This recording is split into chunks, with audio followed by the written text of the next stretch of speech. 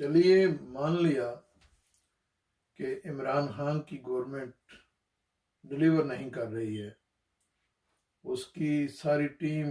Deliver نہیں کر رہی ہے، انکمپٹنٹ نکلی ہے، امن و امان کی صورتحال بہت خراب ہے، مہنگائی بہت زیادہ بڑھ گئی ہے اور دوسرے بہت سارے مسائل ہیں، حکومت جیسے ہے ہی نہیں ہے۔ یہ ساری باتیں اپنی جگہ پر درست، لیکن ان سب باتوں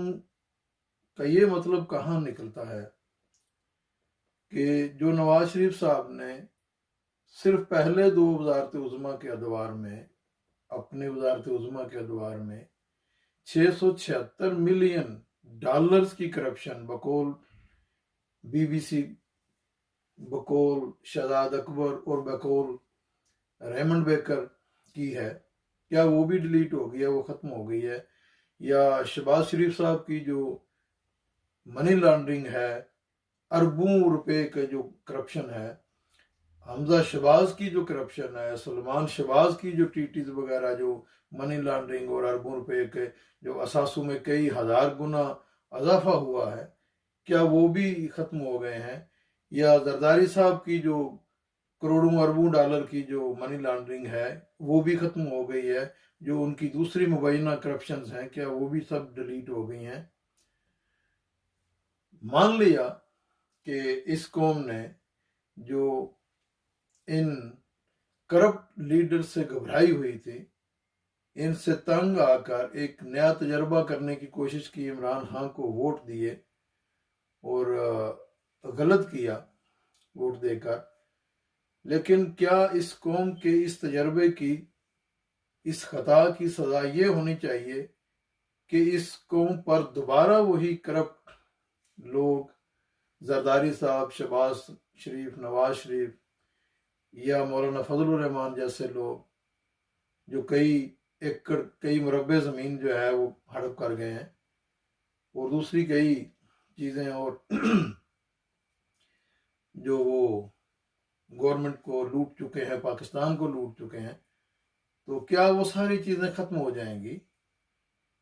اور اس قوم کی عمران خان کو ووٹ دینے کی خطا اتنی بڑی ہے کہ دوبارہ یہ کرپٹ لوگ جو ہیں انہیں اس قوم پر مسلط کر دیا جائے گا؟ اگر ایسا کیا گیا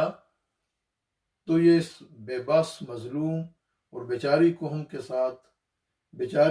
کے ساتھ بہت بڑی ناانصافی ہوگی۔ عمران خان صاحب، آپ اس قوم کی آخری امید تھے۔ اگر یہ کرپٹ لوگ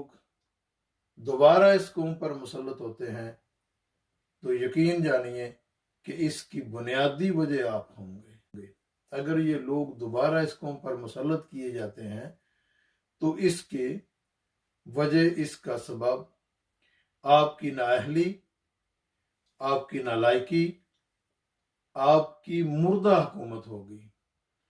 اور اگر یہ لوگ دوبارہ اس قوم پر مسلط کر دیے گئے آپ کی وجہ سے،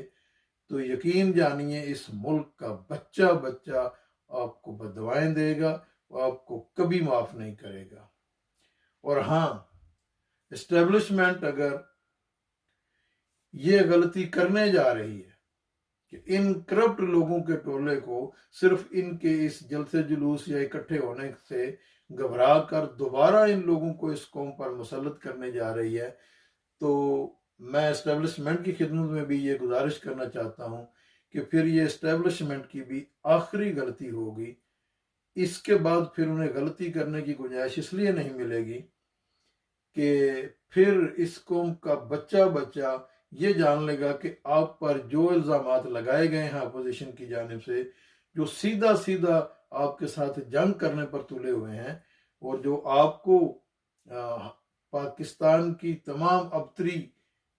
حالتوں کا ذمہ دار بتا رہے ہیں، ٹھہرا رہے ہیں، آپ ان کے سارے الزامات کو سچ ثابت کرنے جا رہے ہیں، ان کو دوبارہ حکومت میں لا کر، اور اس طرح آپ یہ ثابت کرنے جا رہے ہیں کہ جو پارٹی، جو گروپ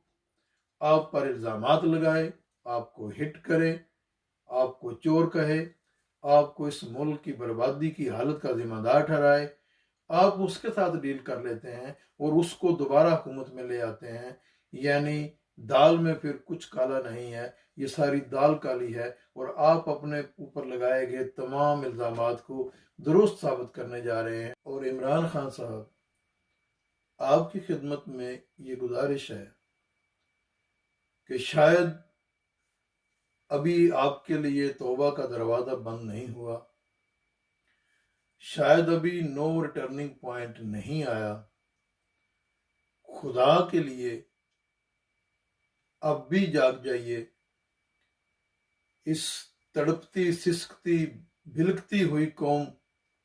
کی حالت پر ترس کھائیے، جو وعدے اس سے کیے ہوئے ہیں اس قوم سے آپ نے، ان وعدوں کی طرف توجہ دیجیے، کم سے کم مہنگائی کو قابو میں کیجیے، امن و امان کی صورتحال کو بہتر کیجیے، قانون نافذ کرنے والے اداروں کی طرف توجہ دیجیے، جہاں جہاں اصلاحات کی ضرورت ہے وہ اصلاحات کیجیے، تاکہ یہ عوام کچھ سکھ کا سانس لے۔